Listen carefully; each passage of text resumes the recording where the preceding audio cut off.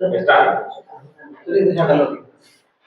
हिंद दोस्त। आज इस वीडियो में आप पांड्य वंश के बारे में पढ़ने के लिए मिलेगा। संगम काल चल रहा था। संगम काल में पिछला वीडियो में हम आपको संगम काल के बारे में बताए हैं और चेर वंश के बारे में बताए हैं। इस वीडियो में आप पांड्य वंश के बारे में पढ़ेंगे। पांड्य वंश देखेंगे, पांड्य वंश के बारे में। ये जो बाबू आपका पांड्य वंश सिर्फ 2 अक्षर में खत्म हो जाएगा। एक तो है म और न। म और न से खत्म हो जाएगा। कैसे खत्म होगा वो हम आपको बताते हैं। इसका जो अर्थ है, पांड्य वंश का जो अर्थ है वो होता है प्राचीन देश। प्राचीन देश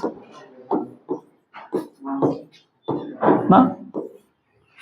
पांड्य वंश का जो अर्थ है क्या होता है?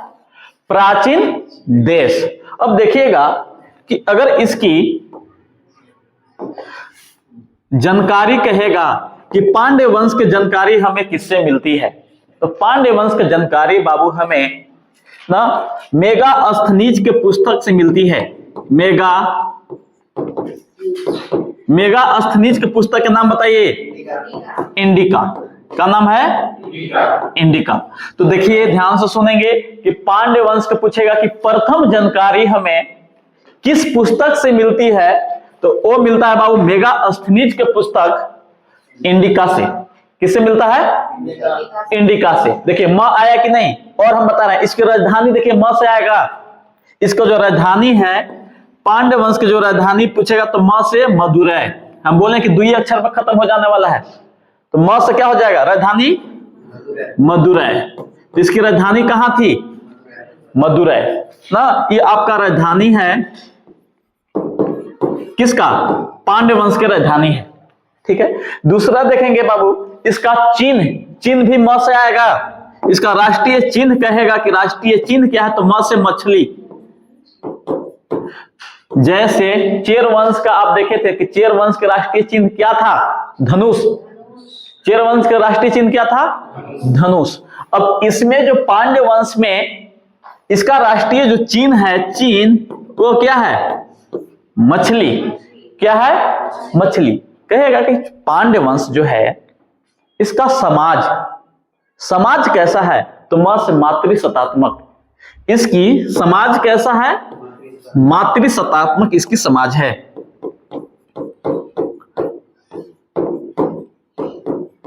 मातृसत्तात्मक इसकी समाज है। ठीक है। तो आप क्या देखें, और क्या देखेंगे जी कि किसके लिए प्रसिद्ध है, तो मोतियों के लिए प्रसिद्ध है। किसके लिए? मोतियों के लिए प्रसिद्ध है। मोतियों के लिए क्या है? प्रसिद्ध है। आप देख रहे हैं बाबू पांड्य वंश का अर्थ होता है प्राचीन देश।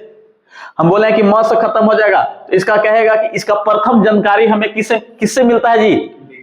मेगास्थनीज के पुस्तक इंडिका से। राजधानी कहाँ है? लाउडली बोलिए। कहाँ है जी? चिन्ह क्या है? चिन्ह क्या है ना? कैसा समाज था? कैसा समाज है जी? किसके लिए प्रसिद्ध है? किसके लिए प्रसिद्ध है? मोतियों के लिए प्रसिद्ध था। ठीक है। अब देखें, न से इसका शासक आएंगे। न से शासक, जैसे इसका प्रथम शासक कहेगा तो नेडियोन। इसका प्रथम शासक कहे कि प्रथम शासक कौन है, तो न से नेडियोन। नेडियोन देखेंगे। नेडियोन इसका प्रथम शासक कौन है? नेडियोन। नेडियोन ने जी इस समुद्र पूजा की शुरुआत किया है। ये किसका पूजा? समुद्र पूजा। तो बताइए कि समुद्र पूजा का जो शुरुआत है किसने किया था? नेडियोन ने। समुद्र पूजा शुरुआत किसने किया था? पिछला वीडियो में हम बताए थे आपको कि पत्नी पूजा या कनकी पूजा किसने किया था? सेनगुटवन। कौन किया था? सेनगुटवन। और सेनगुटवन ने श्रीलंका के राजा को भी आमंत्रित किया था कनकी पूजा में या किसमें? पत्नी पूजा में। तो यहां देख रहे हैं, वो समुद्र पूजा कर रहा है, वो पत्नी पूजा कर रहा है। तो पत्नी पूजा कहेगा या कनकी पूजा कहेगा तो सेनगुटवन चेर वंश के शासक। लेकिन पांड्य वंश का जो शासक जिसका नाम क्या है, नेडियोन, इसने क्या शुरू कर दिया, समुद्र पूजा। क्या शुरू किया है, समुद्र पूजा से। एक और है नेडुजिलियन, कहेगा कि सबसे अगर प्रतापी कोई शासक है उसका नाम है नेडुजिलियन, प्रतापी, इस वंश के प्रतापी शासक, प्रतापी शासक। तो इस वंश के अगर सबसे प्रतापी कोई शासक जिसका नाम है नेडुजिलियन,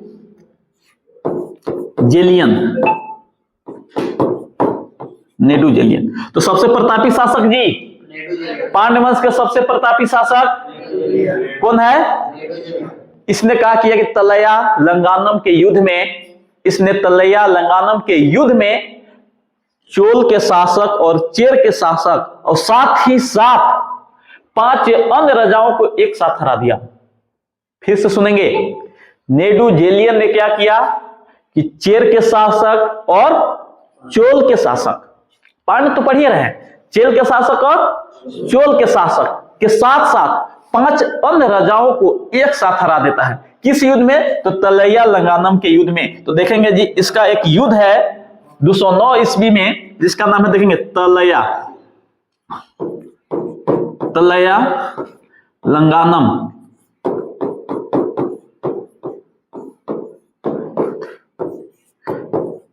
तलैया लंगानम की युद्ध। देखें, तलैया लंगानम के युद्ध में इसने क्या किया है जी, कौन कौन शासक को हराएगा बताइए? चेर के तथा चोल एवं 5 गो है जो अन्य शासक को या राजाओं को एक साथ हरा दिया। नेडुजिलियन इतना ज्यादा प्रतापी है। ठीक है, अब इस वंश के अंतिम शासक भी म से आ जाएगा। तो म से है बाबू जिसका नाम है मरावर्मन,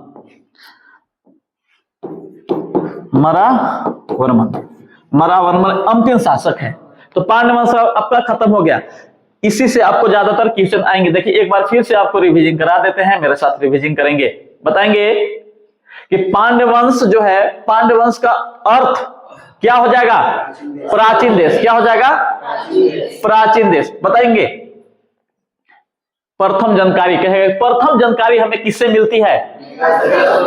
मेगास्थनीज के पुस्तक इंडिका से। राजधानी बताइए, राजधानी कहाँ है? चिन्ह क्या है? चिन्ह क्या है जी? मछली है ना। कैसा समाज था? समाज कैसा था? किसके लिए प्रसिद्ध है?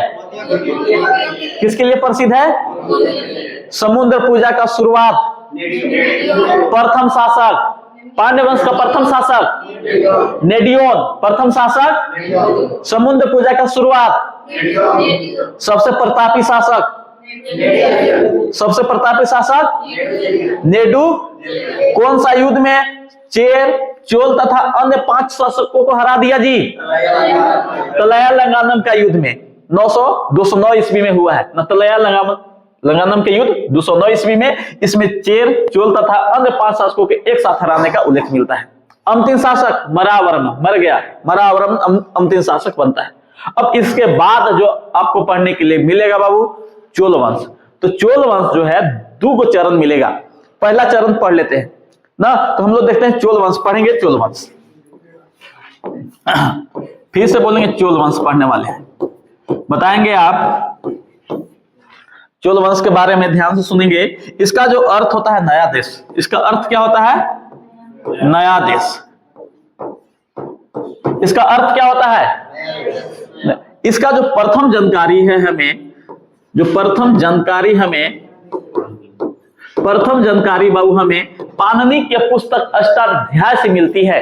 ध्यान से सुनेंगे, बोलिए। चोल वंश के जो अर्थ होता है नया देश, इसका प्रथम जानकारी हमें पाणिनि के पुस्तक से मिलती है। और पाणिनि के पुस्तक का नाम आपको पता है, क्या है बताइए? पाणिनि के पुस्तक जिसका नाम है अष्टाध्याय। देखेंगे, लिख देते हैं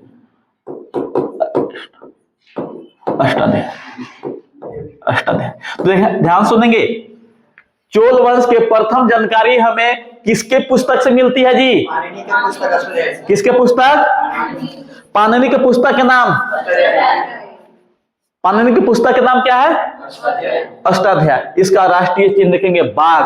राष्ट्रीय चिन्ह में मिलान करने के लिए बाबू बहुत बार एग्जाम में पूछ देता है, जिसे चेर दे देगा, चोल दे देगा, पांड दे देगा, बोलेगा कि इनकी जो राष्ट्रीय चिन्ह है उनको सजाइए, या तो राजधानी दे देगा सजाने के लिए। तो देखेंगे इसका चिन्ह याद रखिए, इंपोर्टेंट है चिन्ह। इसका चिन्ह क्या है? बाघ। इसका राष्ट्रीय चिन्ह क्या है जी? बाघ है। अब देखेंगे यहां से इसमें इनका राजधानी, इनका जो राजधानी है वो है तंजौर। प्रथम राजधानी तंजौर नहीं है, प्रथम राजधानी उरई है।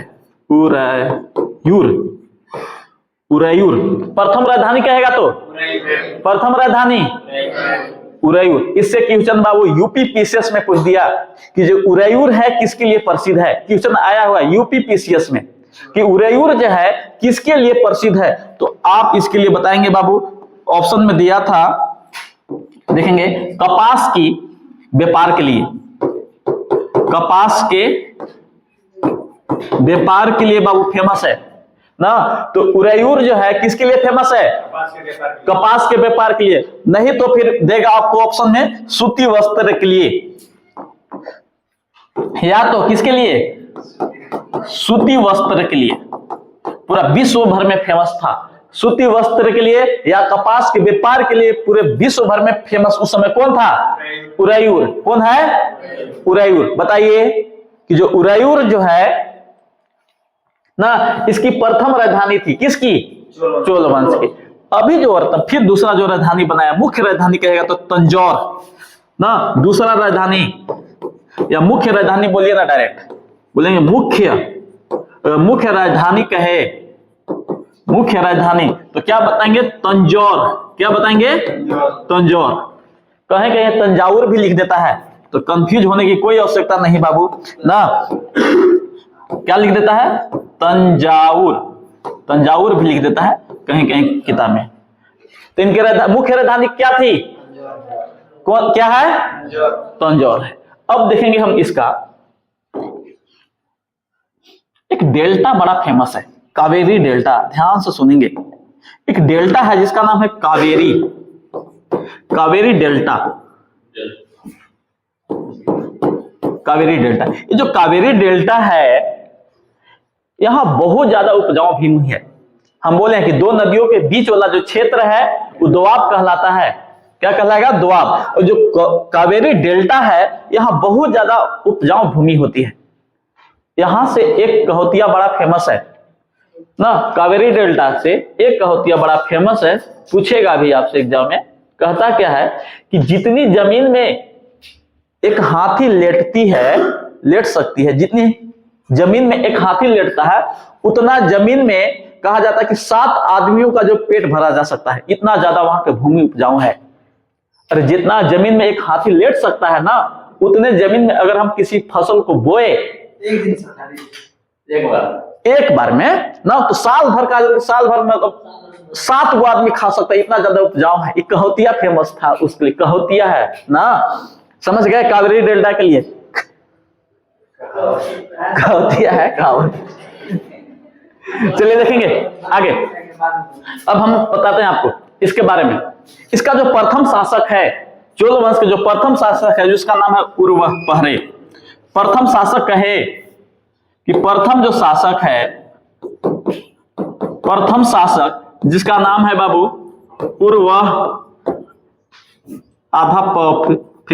उर्वपहरे। देखिए नाम के उच्चपटांग लिखिए ना, उर्वपहरे। प्रथम शासक उर्वपहरे। प्रथम शासक जो है बाबू किसका?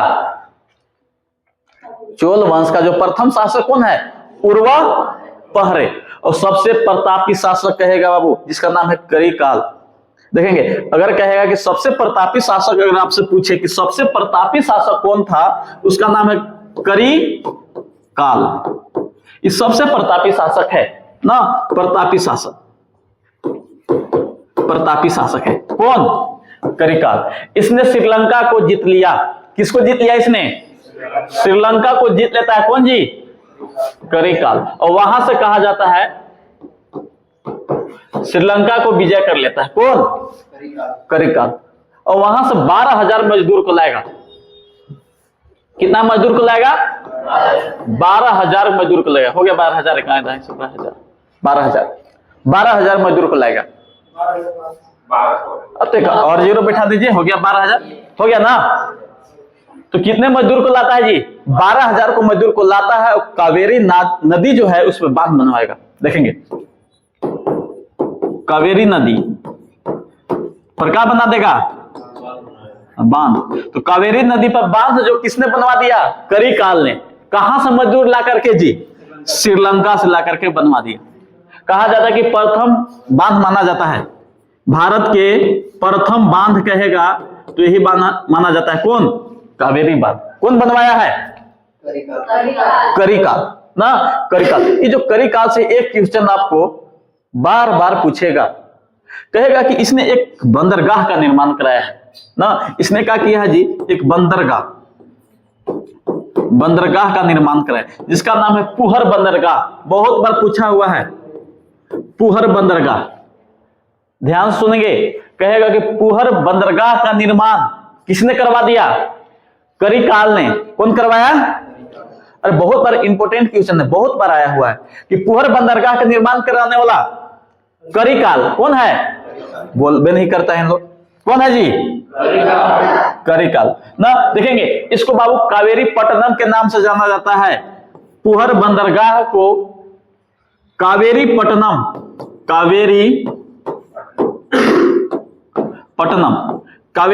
के नाम से जाना जाता है। तो कावेरी पट्टनम के नाम से कौन जाना जाता है?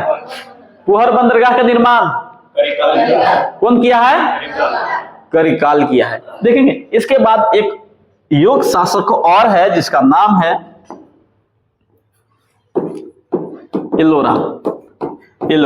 ये योग शासक है ना। करिकाल के बाद अगर कोई योग शासक था वो कौन है? एलोरा। कौन है? एलोरा। इसके बाद जो है कोई अच्छा योग शासक नहीं आया, जिसके कारण चोल वंश धीरे धीरे समाप्त हो जाता है। ये प्रथम चरण समाप्त हो गई। फिर से द्वितीय चरण आता है चोल के बारे में। फिर से हमको चोल के बारे में पढ़ेंगे ना। अब देखेंगे और क्या है कि यहां से इंपोर्टेंट क्वेश्चन पूछेगा कि संगम काल। ये तो संगम काल में ही पढ़ रहे थे ना कि संगम काल में 3 गो राजवंश के बारे में पढ़े, चेर के बारे में पढ़े, चोल के बारे में और किसके बारे में? पांड्य के बारे में। इसके समय कौन कौन से साहित्य की रचना हुई है, ये सबसे ज्यादा अभी तक पूछा हुआ है ना। तो हम लोग हेडिंग का डालेंगे कि संगम काल के समय,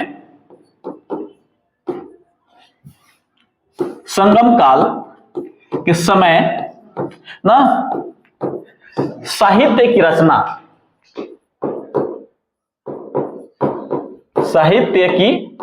रचना, हम लोग देखते हैं। रचना बहुत इंपॉर्टेंट है, VVI बहुत बार पूछा, सबसे ज्यादा यही से क्वेश्चन आएगा आपको ना। तो 5 गो साहित्य के बारे में बताते हैं ना कि संगम काल के समय जो है कौन कौन से आपका साहित्य की रचना हुई है। पहला बाबू आप पढ़ चुके हैं जिसका नाम है तोलकपियम। पढ़े कि नहीं? तोलकपियम। बताइए कि जो तोलकपियम है इसकी रचनाकार कौन थे? अरे तोलकपियर के रचनाकार तोलकपियर। चेर वंश में नहीं पढ़े हैं? अरे पिछला वीडियो में पढ़ा है कि तोलकपियम के जो रचनाकार है कौन है? तोलकपियर। एक क्वेश्चन और यहां से जानते हैं क्या पूछता है? क्वेश्चन पूछेगा ना कि तोलक जो पियम है इसका संबंध किससे है? तो संबंध बहुत व्याकरण से, बहुत बार पूछा हुआ है कि तोलक पियम के जो संबंध किससे है जी? व्याकरण से। किससे है? व्याकरण से। अब दूसरा जो पुस्तक देखिए ना जिसका नाम है तिरुकुराल, या हम लोग इसको सिर्फ कुराल भी कहते हैं। मोस्ट VVI, ध्यान से तिरुकुराल।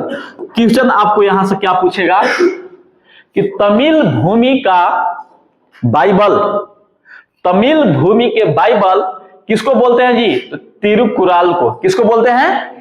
तिरुकुराल को। तो इसको कहा जाता है बाबू तमिल भूमि का क्या जी? बाइबल। तो बताइए कि तमिल भूमि का बाइबल किसको जाना जाता है? किसको जाना जाता है? बाद में लिखेंगे, लिखने के लिए समय मिलेगा। अभी सुनिए, समझिए और साथ साथ दोहराइए और याद भी करिए, ठीक है। लिखने के लिए आपको समय दिया जाएगा, अभी लिखना नहीं है, सुनिए, दोहराइए और याद करिए, ठीक है। तो बताइए, तिरुकुराल जो है इसको क्या कहा जाता है? तमिल भूमि का बाइबल। तो तमिल भूमि का बाइबल किसे? तिरुकुराल। एक और रचना हुआ है जिसका नाम है जीवक चिंतामणि। जीवक, क्या नाम है? जीवक चिंतामणि। जीवक चिंतामणि जो है इसका संबंध कहेगा कि किससे? तो वो जैन धर्म से। इसका संबंध किससे है? जैन धर्म से। इसका रचनाकार आपसे पूछेगा कि इसका रचनाकार कौन है? तो जीवक चिंतामणि का रचनाकार है जिसका नाम है तिरुत्तक देवर ना, भौजी देवर वाला नहीं है, नाम है तिरुत्तक देवर। तो जीवक चिंतामणि के रचनाकार कौन है जी? बोलिए, नहीं रहा है, नाम है तिरुत्तक देवर। क्या नाम है? तिरुत्तक देवर। जीवक चिंतामणि का राइटर। किस धर्म से संबंध है जीवक चिंतामणि? या ज से जीवक और ज से जैन धर्म। क्या हो जाएगा? जैन धर्म। अब हम आपको पढ़ा रहे हैं बाबू सबसे मोस्ट इंपोर्टेंट बुक। अब इसकी कहानी जिसे आपको जीवन में सीखना चाहिए और सीख करके आप ऐसा गलती ना दोहराएं। देखेंगे, इसका नाम है सिलप्पा द कारम का पुस्तक पढ़ाते हैं। देखेंगे, नाम है सिलप्पा दी कारम। देखेंगे, चौथा ग्रंथ की रचना हुई है जिसका नाम है सिलप्पा दी कारम, महाकाव्य है। इसका राइटर का पहले नाम हम लिख देते हैं, नाम है अडियल इलांगा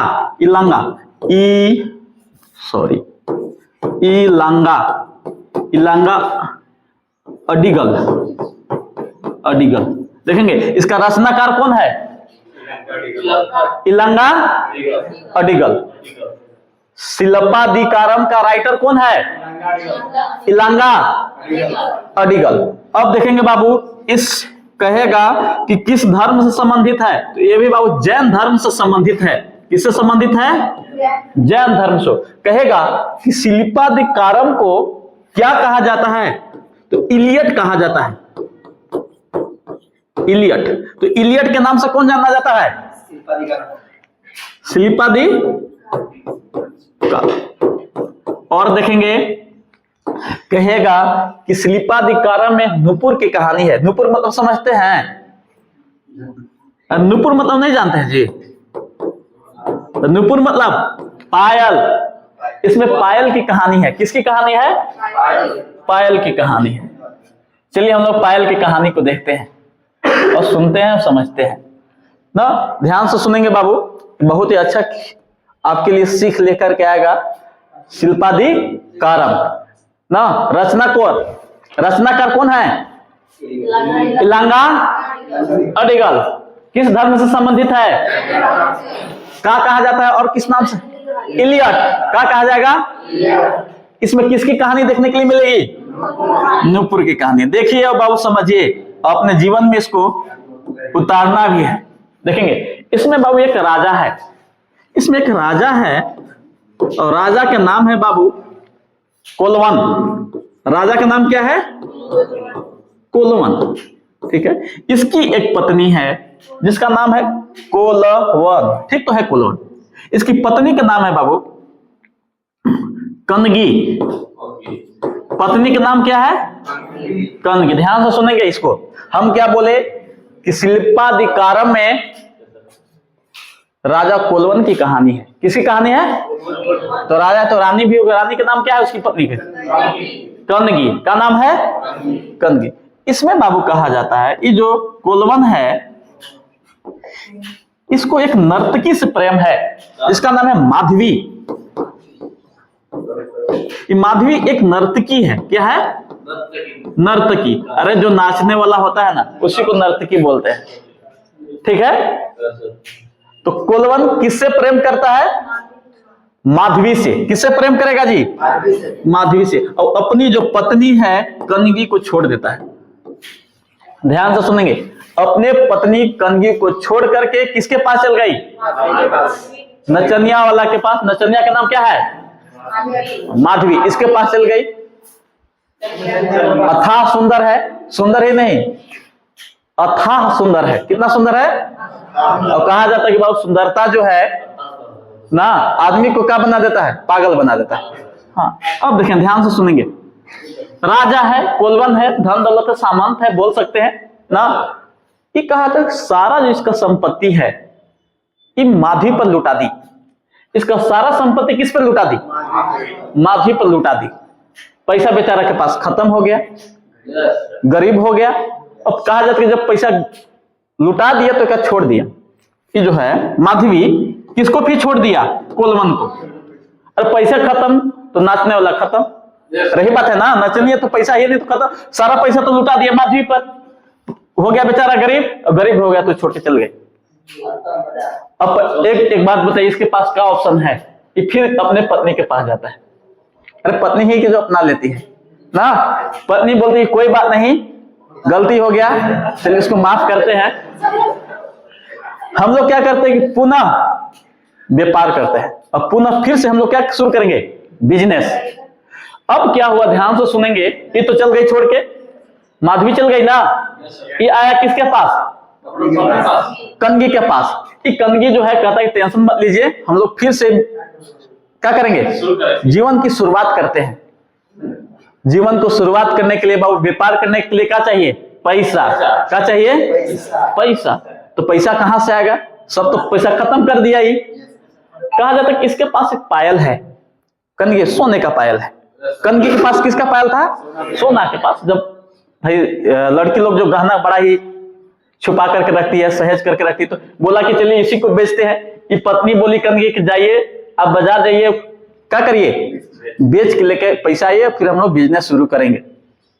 गया कुलवन बाजार बेचने। कुलवन के पास खुद ही गरीब है ना। एक बात बताइए, कोई गरीब आदमी आईफोन लेके अगर घूम रहा है ना, तो विश्वास नहीं करेगा कि एक कर होगा, सोचे चुराया होगा, सोचेगा कि नहीं। अरे गरीब है, उसके पास कुछ नहीं है, वो आईफोन 2 लाख के लेके घूम रहा है, तो विश्वास करेगा कि इसका है। सेम टू सेम रिपीट हुआ इसी के पास। कौन सोना के पायल लेके जाता है बेचने के लिए, तो कोई विश्वास ही नहीं किया कि इसी का पायल है ना। राजा के पास सूचना दे देता है कि सोना के पायल लेके घूम रहा है ना। कहा जाता है जो सोना था रानी जैसा था, महारानी के जैसा था ना। और हुआ क्या कि सैनिक आते हैं, कुलवन को पकड़ के राजा के पास ले जाते हैं ना। रानी कहती है कि इसको फांसी की सजा दे दो। ये रानी इसको फांसी दे दिया, मर गया कुलवन, खत्म। सबसे ज्यादा अगर दुख हुआ बाबू कनगी को, एक तो विवाह हुआ तो उसको छोड़ के चला गया, दोबारा लौट के आया, बिजनेस सोचा कि साथ रहेंगे, तब तक उसको पति फांसी दे दिया गया। सोचा कि यार पति तो मर ही गया, हम सती हो जाते हैं। दुख के पहाड़ था इसके पास, शराप दे दिया ना। ये राजा जो था वो मदुरै के राजा था। मदुरै को शराप दे देती है कौन? कनगी। कि क्या हो जाएगा? नष्ट हो जाएगा, बर्बाद हो जाएगा ना। क्या कि देखिए, कोई को पता हो या ना हो, लेकिन ये कनगी को जरूर पता था कि जो पायल है मेरा ही है, चुराया मेरा पति नहीं है। अरे यही ने दिया था, इसको तो विश्वास था कि तो हम दिए हैं, वो जाके बेचा है ना। इसलिए सती हो जाती है। और कहा जाता है बाबू कि जो मदुरै है वो सही में नष्ट हो गया, शराप दे दिया, नष्ट हो गया। ठीक है, अब हम लोग देखेंगे थोड़ा सा और कहानी। चौथा रचनाकार हो गया ना, शिल्पाधिकारम। अब एक और है बाबू जिसका नाम है, पांचवा जो रचनाकार जिसका नाम, ध्यान सुनेंगे, मनी मेकलई। ध्यान से सुनेंगे, भी अच्छा कहानी है। क्या नाम है? मनी मेकलई। देखेंगे पांचवा जो साहित्य है जिसका नाम क्या है? मनी मेकलई। ये जो मनी मेकलई है बाबू, इस अगर पूछेगा, ये बाबू बौद्ध धर्म से संबंधित है। ध्यान से सुनेंगे, ये किससे संबंधित है? बौद्ध धर्म से संबंधित है। बौद्ध धर्म से संबंधित है कौन? मनी मेकलई। अब एक और हम आपको बात बताते हैं इसमें। इसका जो रचनाकार है जिसका नाम है शीतलय सतनार। इसके रचना कौन है? शीतलय। देखिए, शीतलय सतनार। शीतलय सत्यनारायण। तो बताइए कि मणि मेखलई के रचनाकार कौन है? शीतलय। किस धर्म से संबंधित है? किस धर्म से जी? अब इसमें बाबू जानते हैं किसका कहानी है? जब कोलवन माधवी के साथ गई थी, इन दोनों से एक पुत्री उत्पन्न होती है, एक बेटी है जिसका नाम था मणि मेखली। क्या नाम था? मणि मेखली। ये मणि मेखली की ही कहानी है। देखिए, कोलवन और माधवी से जो उत्पन्न संतान है जिसका नाम है मणि मेखली, उसी की कहानी चर्चा है। किसमें? मणि मेखलई में। और मणि मेखलई की रचना कौन है? कौन है? शीतलय सत्यनारायण ना। आपको ये कहानी कैसन लगा कमेंट करिए ना। जय हिंद।